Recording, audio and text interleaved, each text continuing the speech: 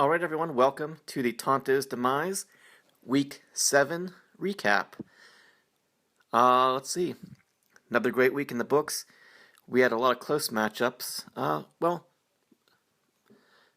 I think like 4 out of 6 matchups were pretty close. Most everything was decided going into Monday night, except for, 2 matches were back and forth. And, one was back and forth, and Gags was a little bit behind. Needed one player to get, what was it, 20 points? I think he needed 20 points from Demaryius Thomas, if I remember correctly, but wasn't quite able to get it, but we'll get to that later. I'd have to say, though, this week I think would be the week of the kicker. And when I say week of the kicker, I mean week as WEAK, because I don't think I've ever seen a week with so many missed kicks. It started on Thursday night. If you may remember, I remember because I was watching it, because it was my kicker, Mason Crosby missing. I think he missed an extra point, and then he had a field goal blocked, and I'm thinking to myself, oh shit, this is he cost me probably at least 4 or 5 points from those missed kicks, and thinking I'm gonna need those points, against Tree Slice's team here come Sunday, but because it's probably gonna be a close matchup, and it was, but fortunately for me, it worked out. But and then Sunday and even Monday, I can't say Monday because I'll be honest, I didn't really watch the game, but yeah, definitely on Sunday. Trying to think. I know Boswell for the Steelers, he was missing kicks. Gostowski was missing kicks. And of course, the epic Sunday night tie between the Cardinals and the Seahawks. A 6-6 nail biter. That, of course, ended with missed chip shot field goals by both teams. Just an astounding game. I don't really know how to describe it. Fortunately, I didn't watch the whole thing. I only watched a little bit of it because, once again, what was it? My matchup, it wasn't decided. It was kind of on the it was on the line thanks to Christian Michael. But of course, Sunday night was also the Walking Dead premiere, so we were over at Justin's house. So it gave me a reason to not think about football and just ignore the game and deal with the outcome whenever it happens. Because I don't know, it seems like sometimes, I don't know if it's just me, maybe you feel the same way, but when you don't watch or don't pay attention, it seems like better things happen. Like when you're actually watching a game, your players don't seem to do as good as you hope them to do. At least it seems that way more often than not. But I think that's pretty much it for my ranting before getting into the matchups here.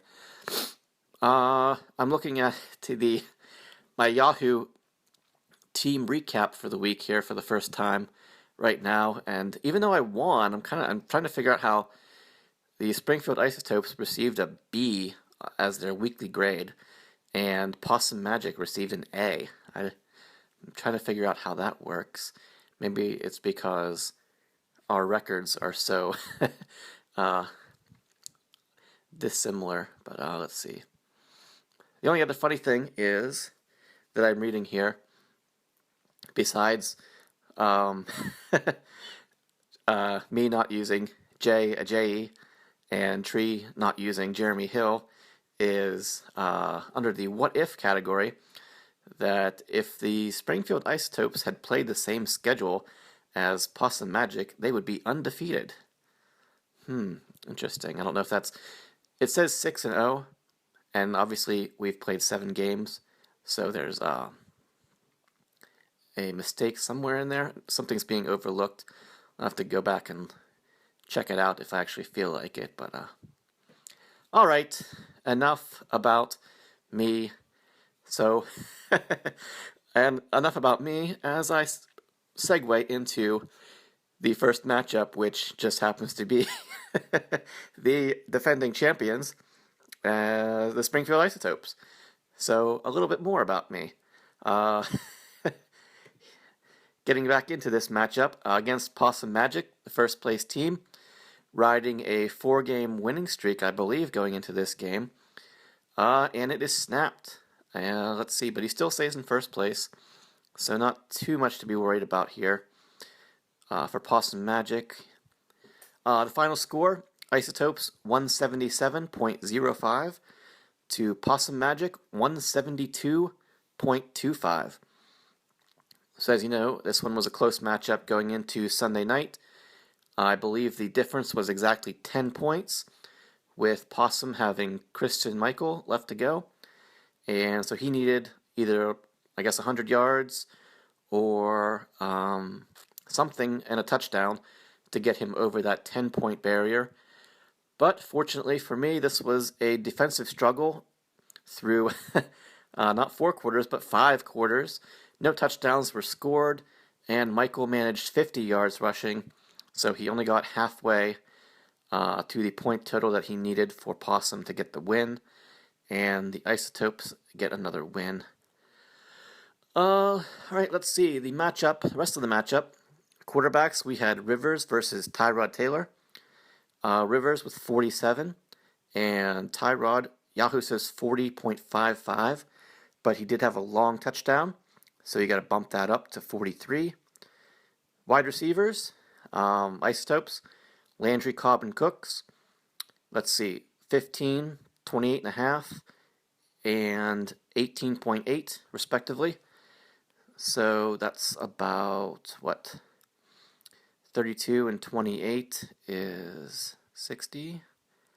So about 61, 62 points from the Isotopes receivers. And Possum Magic, AJ Green, Kenny Britt, and Quincy Enunwa. AJ Green, which was the matchup at least I was definitely the most frightened of going against the Cleveland Browns, and I wasn't wrong, as AJ Green just under 34 points.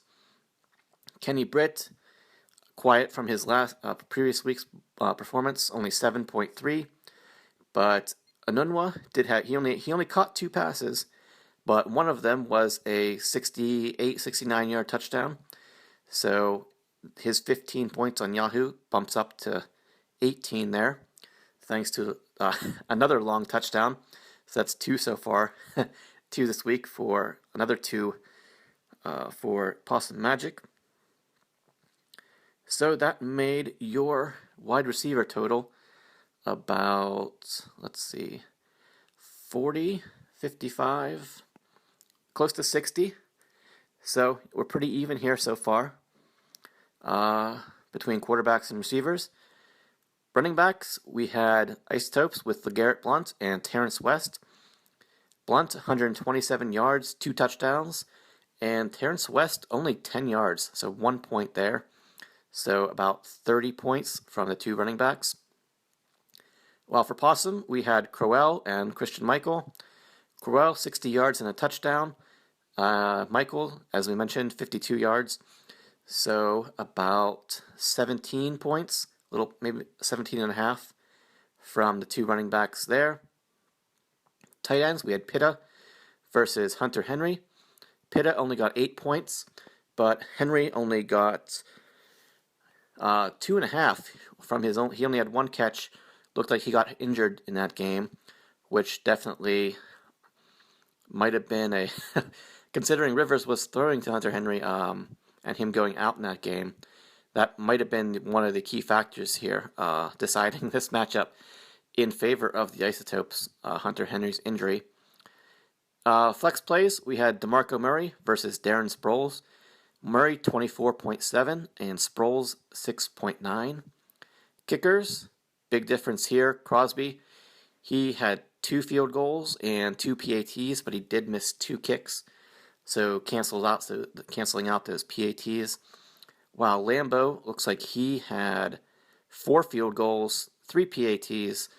Yahoo says 17. I think it was closer to 18, 18 and a half, something like that.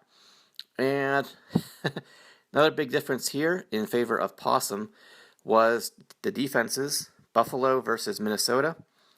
Buffalo got ran over by Jay Ajayi with over 200 yards rushing again, and only 1 point from the Buffalo defense.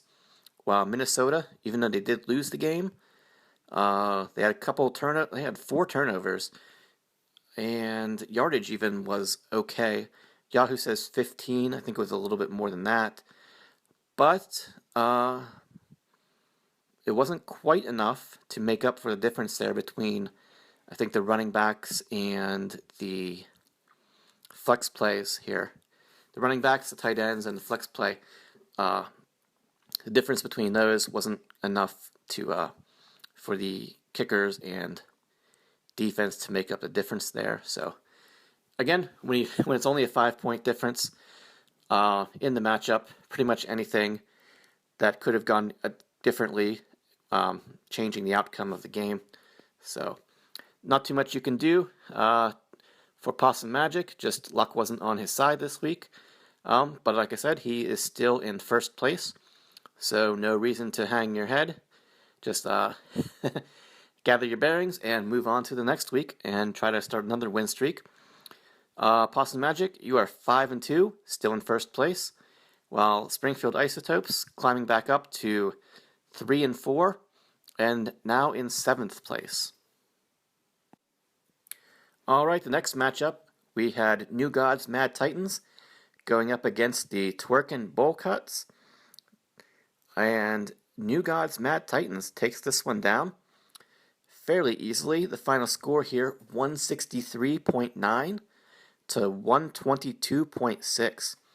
Twerkin Bowl Cuts made a pretty bold move last week, trading for Tom Brady, getting rid of Odell Beckham Jr. And actually, neither one did much of anything, Brady or Beckham, for Twerkin or FC Bohoric this week. I think Tom Brady here with just under 40 points. He was over 60 his first 2 weeks back. Only 39 points here this week. Even if you tack on another 20 points from Brady this week, which I thought maybe was possible, that still wouldn't have been enough to get a victory here. Although it might have increased Edelman's production too. But a 40-point difference to tack on just to those two is pretty unlikely. Excuse me. But anyway, for the matchup, we had quarterbacks. New Gods, Eli Manning versus Tom Brady, like I mentioned. Eli Manning, he only had about 33.5, while, as again, Brady was just under 40 with 39.4. Wide receivers, we had New Gods with Alshon Jeffrey, Doug Baldwin, and Larry Fitzgerald. Jeffrey, 3 for 33, Baldwin, 6 for 69, and Fitzgerald, 9 for 70. So, let's see, 28 and 6, 34, about 35 points from New Gods receivers. While, let's see, Twerkin, he had Edelman, Macklin, and Diggs. Edelman, only 13 points, even though he had 9 catches. Those 9 catches only made for 60 yards, and he lost a fumble somewhere in there, so only 13 points. Macklin, 8. Diggs, he has been super quiet ever since his huge game against the Packers several weeks ago. Battling some injuries, I think, and he was off for a week, and he came back here, but still pretty poor production from him. 2 catches, 18 yards. You want to see a little bit more than that from, definitely from him. So you got about 25 points from your receivers. New Gods, his running backs, we have Melvin Gordon and Le'Veon Bell. Let's see. Well, Gordon, he had 3 touchdowns total and 68 rushing yards, while Le'Veon Bell says 25 points on Yahoo, but you only actually got 8 of those points because he is not in the flex. You had Sanu there. I just I remember laughing as I was tallying up the total here for this matchup because I believe I had to cut off, I want to say, like 28 points. Something ridiculous from New Gods Mad Titans, 2 running back spots, to cutting 28 points from the 2 of those guys. And I'm like, just thinking to myself, how are you getting a win when I'm cutting 28 points off of your score here? But win's a win. So there's some other. There was one other spot on New Gods Mad Titans roster here that was definitely responsible for bringing this one to home for him. Let's see. Twerkins running backs. He had Spencer Ware and Jerick McKinnon. Ware had a touchdown, which was receiving, and 77 yards rushing, so about 13.5 points from him. While McKinnon, only 43 rushing yards, no touchdowns, and so that is about 17.5 points from your 2 running backs. Tight ends, we had Antonio Gates versus Zach Miller. Fairly even here. Gates, a little over 8, while Miller was an even 6. Only a really 2-point difference there. And then even closer here, in the flex play, we had Sanu for New Gods versus Humphreys from Tampa Bay for Twerkin.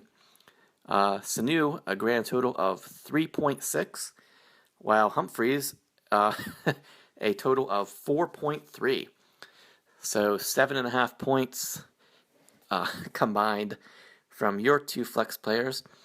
Kickers, we had Hopkins for Hopkins for New Gods Mad Titans. Looks like he made a field goal, missed a field goal, a couple PATs, 4 points on Yahoo. And for Twerkin, he had Adam Vinatieri. He kicked a couple field goals, made a handful of PATs. He ended up being around 10 or 11 points. But like I said just a minute ago, the big difference here is the Philadelphia Eagles defense for New Gods Mad Titans rising up to the occasion again. They had several turnovers. I believe they had a kickoff return for a touchdown. So that's 9 points right there. They only gave up 10 points. Pretty good score. I think Yahoo says 30. It was, I want to say closer to 40, something like that. A great game from them. Even though the Bengals did pretty good here for Twerkin. Couple sacks, couple turnovers, yardage. They gave up a decent amount of yardage, but did pretty good. Yahoo says 14. I want to say it was more like 20, something like that. But so it wasn't quite enough here for Twerkin. With his only 40 points from Tom Brady. That's still pretty good overall for a quarterback, but for Tom Brady, that's kind of just a disappointment. But just again, too many single-digit scores here for Twerkin with Macklin, Diggs, McKinnon, Miller, Humphreys, even Vinatieri, all getting you single-digit scores is usually not going to be enough to get you a win each week, especially since, Gordon had a bunch of touchdowns. He was pretty much the only person who had any touchdowns this week for New Gods Mad Titans. But it was enough from, Gordon and the Eagles defense really carrying the New Gods Mad Titans on their backs this week and getting the victory here. So, with the win, New Gods Mad Titans, he moves up to 4-3. He is in 6th place, while Twerkin Bullcuts drops to 2-5, and he also moves back down into the basement in 12th place. Next matchup, we had another Huber going up against the Detonators. Sorry, I'm thrown off for a minute because he's already changed his team name for the next week here. But we had Everybody Ertz versus the Detonators, and this one was won by the Detonators. Final score here: 173.5 to 149.4. Quarterbacks, pretty even score here. We had Alex Smith for Ertz versus Matthew Stafford. Smith 36.5, Stafford 38.5, so pretty decent there, pretty close. Close again here with Crabtree versus Hilton, but anyway, Detonators 3 receivers. I'll just get into all 3 of here. T.Y. Hilton, Marvin Jones Jr., and Mike Evans. Hilton 7 catches, 133 and a touchdown. Jones 4 for 94. Evans 8 for 96 and 2 touchdowns, so about 30 points from him. Looks like you got about 40, 50, 60, about 70 points from the the Detonators. Getting ahead of myself here. I keep looking at the team name. Detonators. 70 points from the Detonators, 3 wide receivers, while Ertz, he only managed looks like about 35 points total from his 3 receivers, Crabtree, Marshall, and Garcon. Crabtree 23.6, Marshall only 7, and Garcon only a little bit over 4. So again, about 33, 34 points from your wide receivers, doubled up by the Detonators, which most likely is the difference here in this matchup, considering it was, a 23-point difference. So, yeah, being doubled up by the wide receivers, that hurts. Detonators, running backs, he had Jordan Howard and Ryan Matthews. Howard only 22 yards, and Matthews only 56 yards and a lost fumble. So that's only about 5 or 6 points combined from your 2 running backs.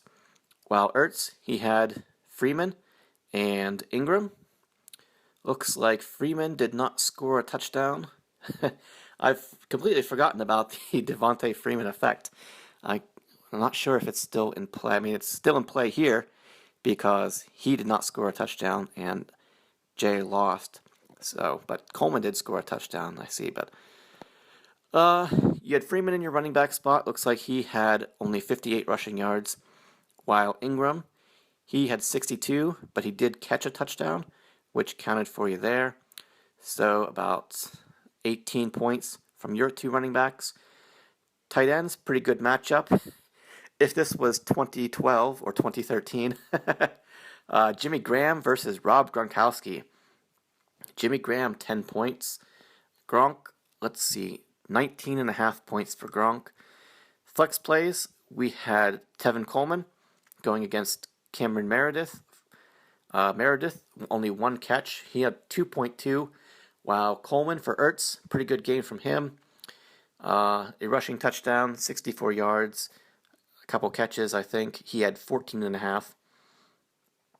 Kickers, we had Hauschka versus Janikowski. Hauschka, as we know, he missed field goals, but he did make a couple too. Obviously, with the 6-6 tie, he made 2 field goals, but he missed at least 1 or 2. And Janikowski, he actually went crazy with field goals here. He had two long ones. One was over 50, one was in the 40s somewhere, and a couple PATs.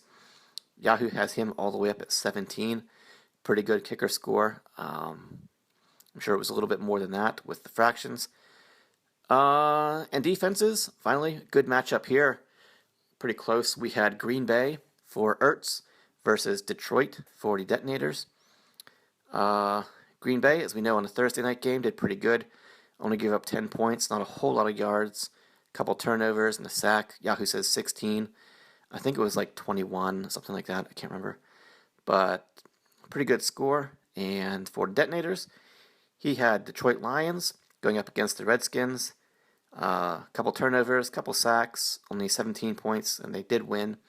Yahoo says 14. It was probably more like 20, somewhere in that area. So another pretty good, pretty good games from both defenses. Pretty even scores there. But yeah, like I said, a lot of these scores were fairly close.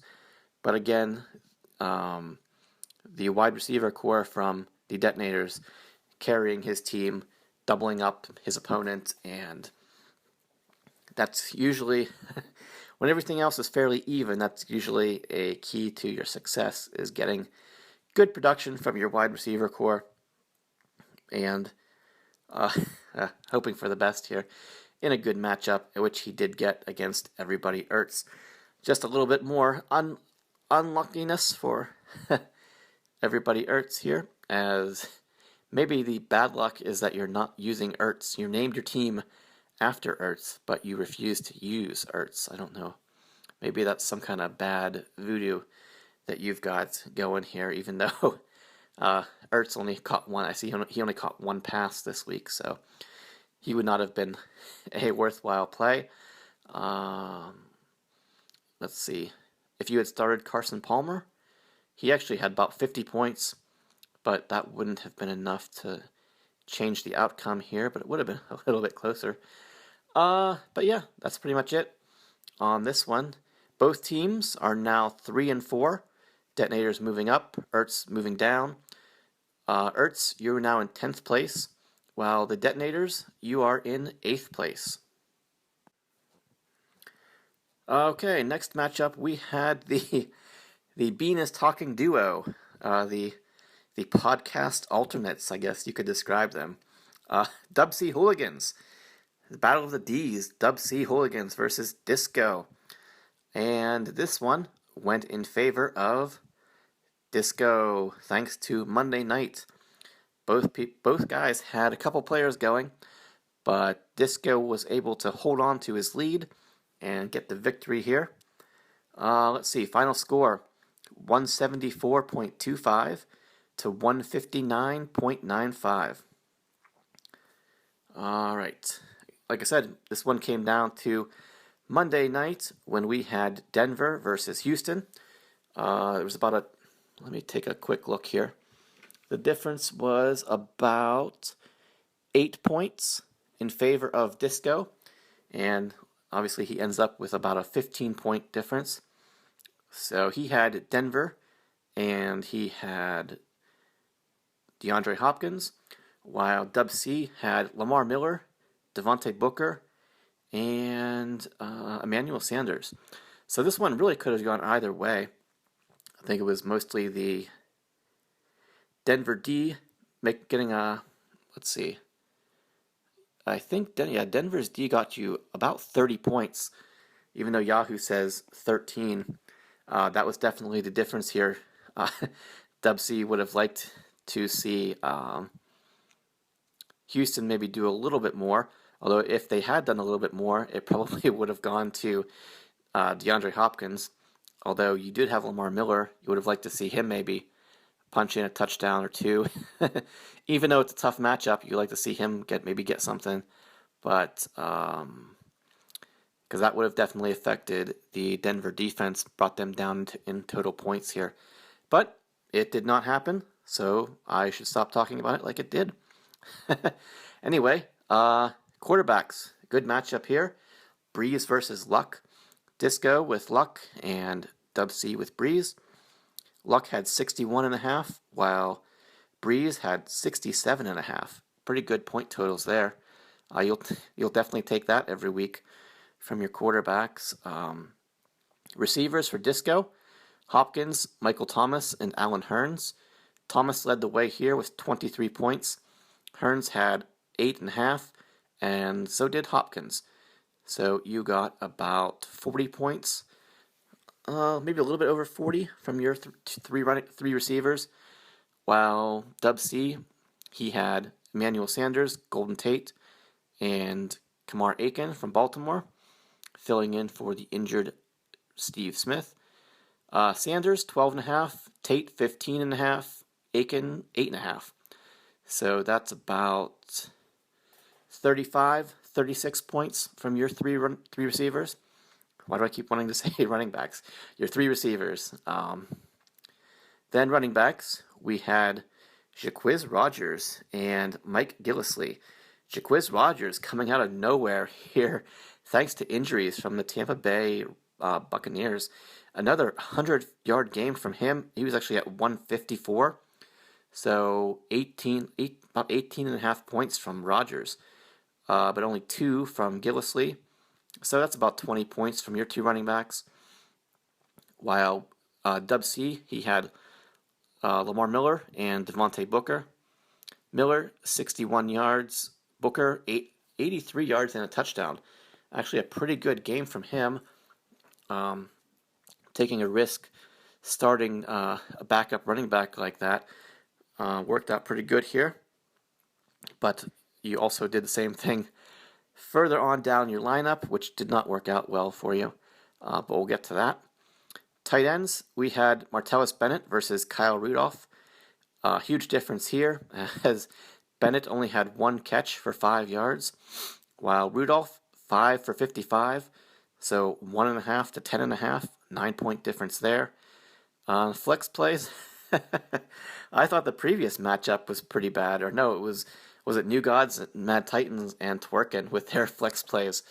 But this one was just painfully bad, as the Dub C Hooligans, he flexed Derrick Henry from Tennessee, who got 3 yards. He had 3 yards, so 0.3 from your flex play, while Disco had TJ Yeldon, who got 3.8. So yeah, just over 4 points combined from your flex plays. Yikes. But somebody had to win, so let's see. Kickers, we had Bryant versus Catanzaro. And obviously Catanzaro made 2 field goals, but he also missed some. And Bryant, he had a couple field goals, couple PATs. I think he missed a 58-yarder at the end of regulation there. Sent that game into overtime, if I remember correctly. And said, so Yahoo has him at 11. Bryant at 11, I should say. And Catanzaro at 6. So it was a little bit more. Usually kickers, thanks to the fractions, I think I've said this before, whatever Yahoo says usually gets bumped up between 0.5 point to 1.5 points, somewhere in that ballpark. And then we had defenses. Previously mentioned Arizona Cardinals versus Denver Broncos. Great matchup here. Like I said, Arizona. Let's see. Only giving up the 6 points. Thanks to that tie, nobody got a +3 or a -3. They only had 1 sack, but they did. I think both teams, even though they gave up 6 points, gave up a ton of yards all over the place. I think Arizona might have done a little bit better, their defense, than Seattle's defense did, because, like I said a minute ago, Carson Palmer had 50 points in a game where he didn't throw any touchdowns, but he had 50 points. So there was yardage all over the place in this game, keeping your score down a little bit. As for Denver, like I said, Yahoo said 13, but I actually think it was closer to 30, something like that. So, great game from Denver's defense.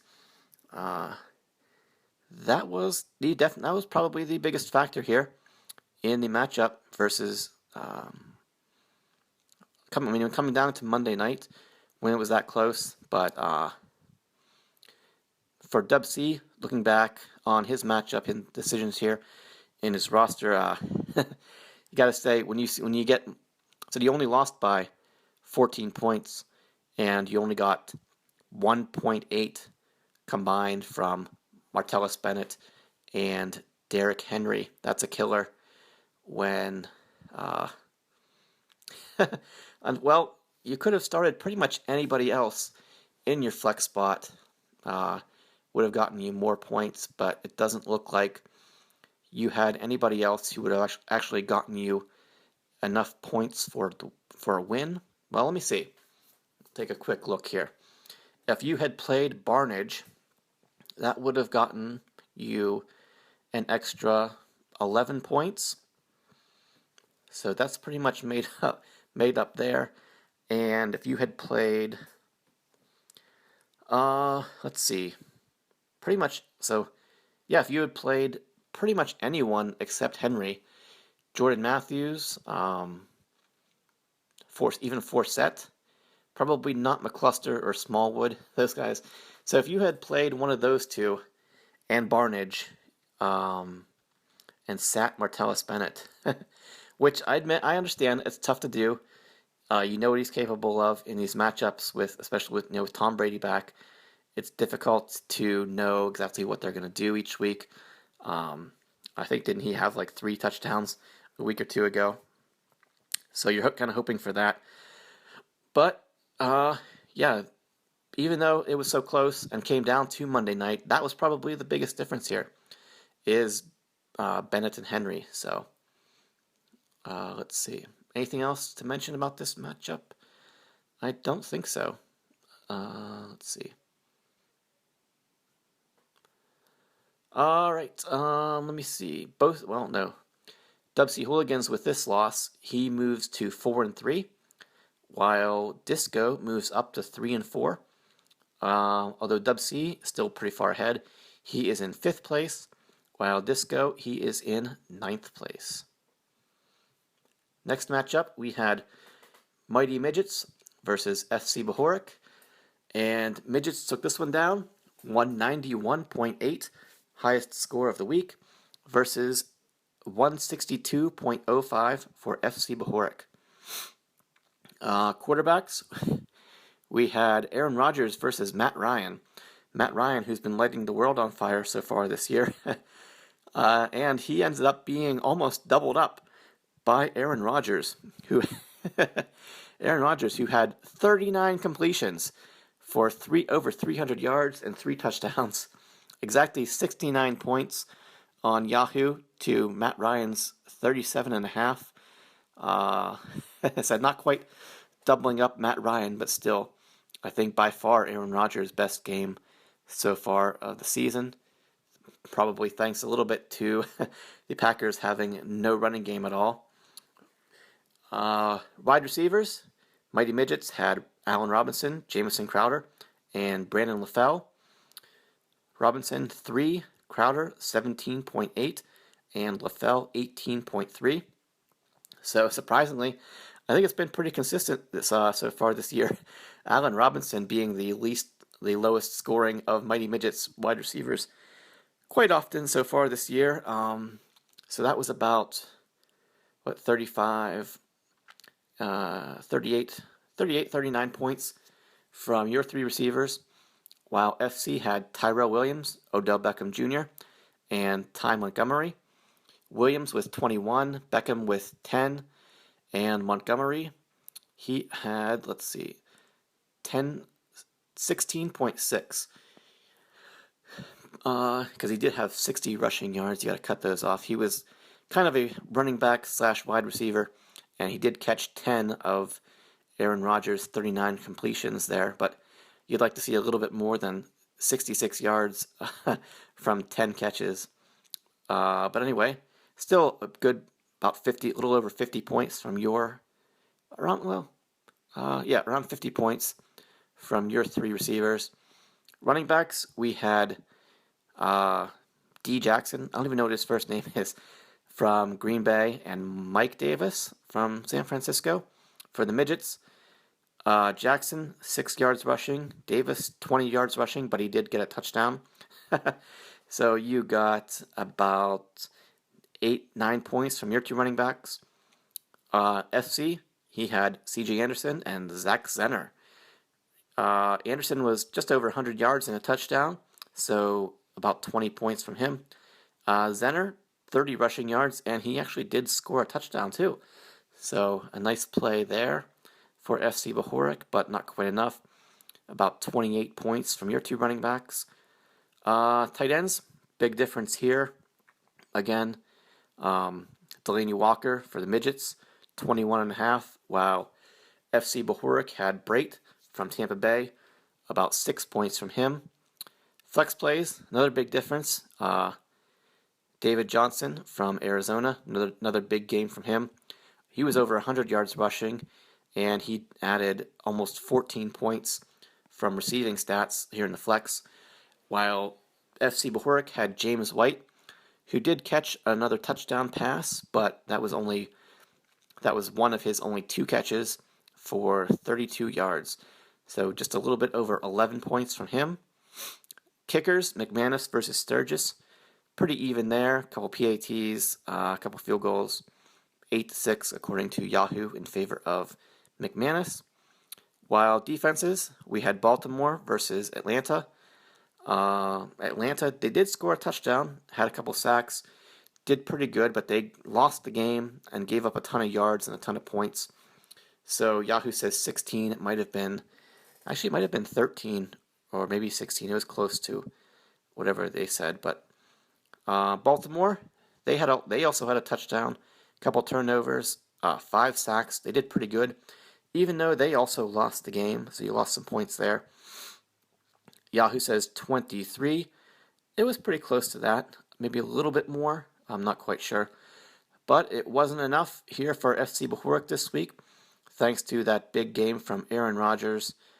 Let's see. The big differences here, quarterback and tight end and your flex plays. Swung this one in favor of Mighty Midgets, who is now in 4th place at 4-3. While FC Bohoric, he drops to 2-5, and he is now in 11th place. All right, and finally, we had the last matchup. I can't remember if this was the matchup of the week or not, but if it wasn't, it definitely should have been. But I want to say it was. You know what? There was no podcast last week, so there was no matchup of the week. That's why I can't remember whether or not it was the matchup of the week, because there was none. But anyway, this probably would have been it, as we had the Huber Squashers going up against From Gags to Riches. And the Huber Squashers actually are able to pull this one out. The final score, closest score of the week here, Huber Squashers 155.05 to From Gags to Riches 151.7. So only a couple point difference there. Let's see, about 3.5 would have been enough for Gags to get a win there. All right, let's see. I think, like I mentioned this a little bit before, that the difference was about 19. It was like 19.5 going into Monday night, and Gags had Demaryius Thomas, and unfortunately, like I said, he was only able to get you 16 of the 19.5 points that you needed. Not quite enough to change the outcome here. All right, let's see. Quarterbacks. Huber Squashers, he had Kirk Cousins, just under 58 points. While Gags to Riches, he went with Andy Dalton because Cam Newton was on a bye this week. And let's see, Andy Dalton, about 45.5 points. So pretty good game from him in a backup position. Bye week flyer fill-in. Excuse me. Let's. Oh man. How did just if you look at this matchup on Yahoo, and I'm just now really getting to take a good look at it. The top half of the lineups are heavily in favor of From Gags to Riches, while the bottom half is heavily in favor of the Huber Squashers, with a lot of single-digit scores on each side. It's I find it amusing. I don't know if any of you are taking a look at it. It's pretty funny. I don't know how Gags managed to lose this game, but all right, let's take a quick look here. Said we got the quarterbacks. From Gags to Riches, his 3 wide receivers: Demaryius Thomas, Antonio Brown, and Julio Jones. Thomas, 16 points. Antonio Brown, about 17.5. And Julio, He had over 170 yards receiving on 9 catches, 29 and a half points from him. So that is what 34 and 30, about 64 points from your 3 wide receivers. 64 points from your 3 receivers. And here we jump over to the Huber Squashers 3 receivers. Cooper, Nelson, and is it Chester Rogers from the Colts? Cooper, 7 points. Nelson, 2. And Rogers, 5. So that's 15 points, I think. 7, 5, 14 points from your 3 wide receivers. 64 to 14, a 50-point difference between your wide receivers. Yikes. I don't know why it's so amusing to me. I'm sorry. I don't mean to judge or rub. It's like I feel like I'm rubbing salt into the wound here, but I am definitely not. It's just and again, I think I mentioned this a little bit on the Line app or something, that I was watching the Chargers-Falcons game on actually once again on the NFL Red Zone channel. Using the, what is it called?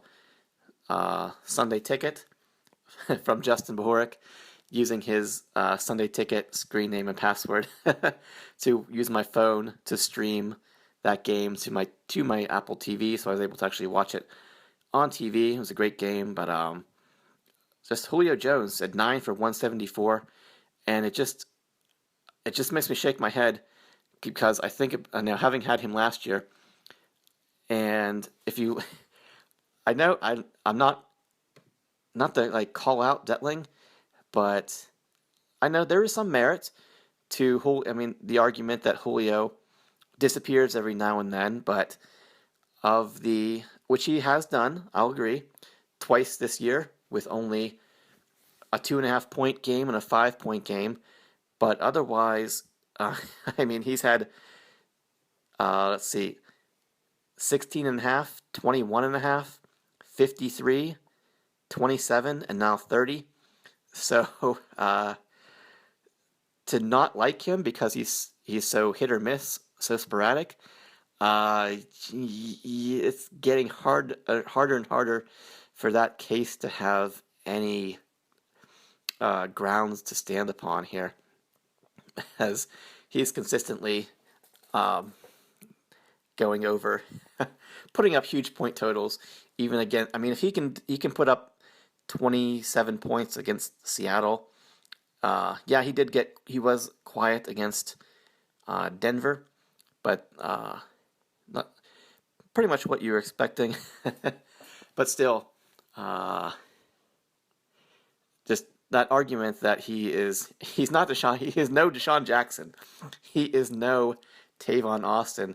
These huge hit or miss, big swing in scores players. I don't know. Maybe it's a hint of jealousy, wishing that you had Julio Jones. But I'm pretty sure anybody would be more than delighted to have Julio on his roster and be joyfully playing him every single week, no matter what.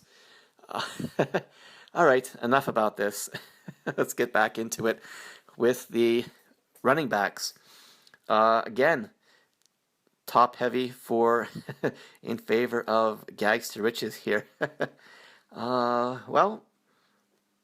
Let's see. He had Gore and Gurley.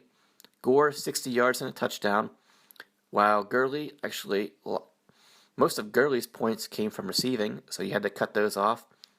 And he only had 57 rushing yards and no touchdowns. So you got about 18 points combined from your 2 running backs. But for Huber Squashers, he only got 0.7 from Matt Jones and Gio Bernard, not in his flex, so you lost some points there. But I think actually it looks like he only had 1 catch, surprisingly, in this game. So you actually weren't hurt very much by putting him in the running back spot.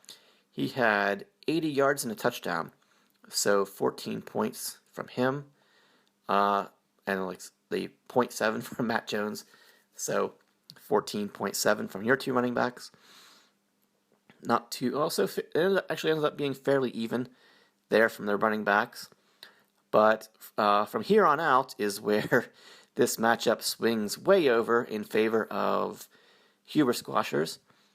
As, let's see, tight ends, we had Detling picking up Jack Doyle, plugging him in, thanks to, again, the Panthers being on a bye.